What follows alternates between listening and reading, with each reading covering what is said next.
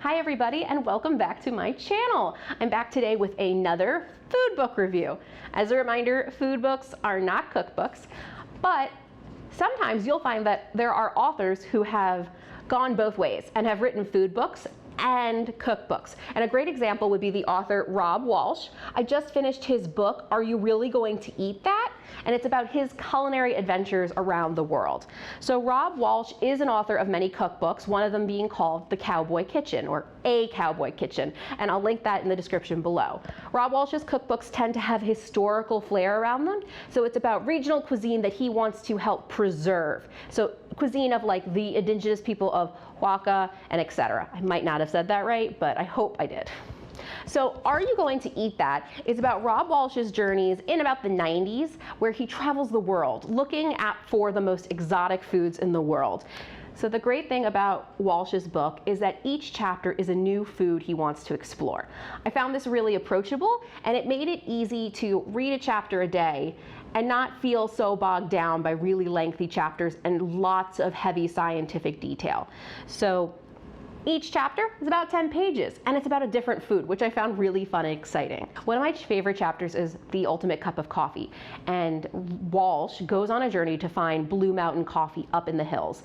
And it's a coffee that's so rare, it's only grown in one part of the world on one mountaintop, and it's so rare that in Japan, a pound of this coffee sells for $60. $60 a pound for coffee. And in the United States, it's maybe $30 to $35. And it's amazing, and the concern Walsh has is that one day, maybe like a Starbucks will come by the entire crop, monopolize it, and unfortunately mix it with maybe not the highest quality and bring down the quality of this ultimate cup of coffee. And that was just a little 10-page chapter, and I found it really interesting. It's the kind of coffee you wouldn't hear about because it's not being sold by Starbucks or Dunkin' Donuts, for example.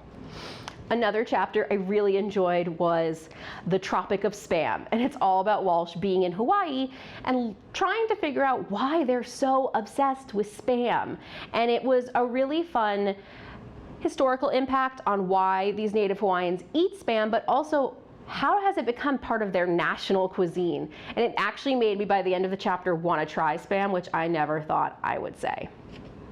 So in terms of rating and genre in food writing, I would classify this as food writing and then world food. World food because Walsh quite literally travels the world looking for something delicious to eat.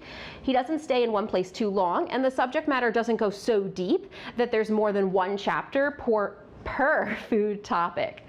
I would give this book a solid 3 out of 5. I find it really approachable, really easy to understand, and it's a great book if you're new to the food writing world.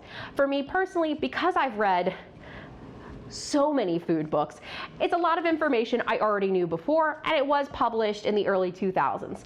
So it's a personal knock for me. If you were new to the space, I would definitely up my stars to a 4 out of 5. So that concludes my second 5-minute food book review. Let me know what you think below in the comments, and be sure to like and subscribe and hit the little bell button so you can stay up to date on my next food book review. I hope to see you in the next episode.